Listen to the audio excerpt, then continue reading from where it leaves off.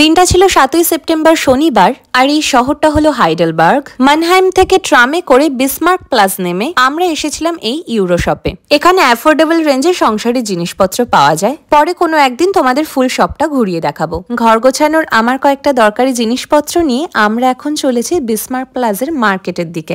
Road crossing পার করে যেই রাস্তাটা সোজা যায় ক্যাসেল অর্থাৎ ওল্ড ব্রিজের দিকে। এখানে আসার পর থেকেই দেখছি শনিবারটা কিন্তু রাস্তাঘাট বেশ জমজমাট থাকে। সবাই যে যার যার মতো করে বেরিয়ে পড়ে, কেউ শপিং করে। মোট কথা শনিবারটা সবাই খুব আনন্দ করে।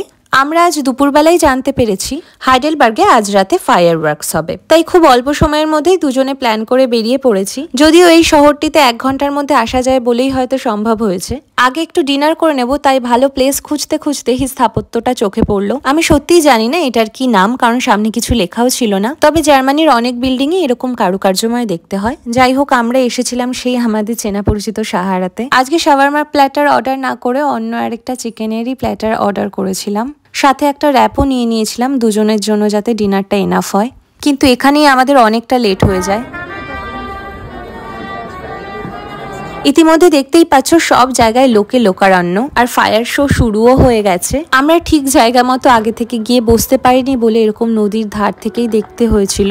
আশা করছি পরে আবার যখন আসবো সুন্দর করে দেখতে পাবো। শহরের সমস্ত লাইট বন্ধ করে দেওয়া হয়েছিল, আর 20 মিনিট ধরে এই সম্পূর্ণ ইলুমিনেশনটা হয়েছিল।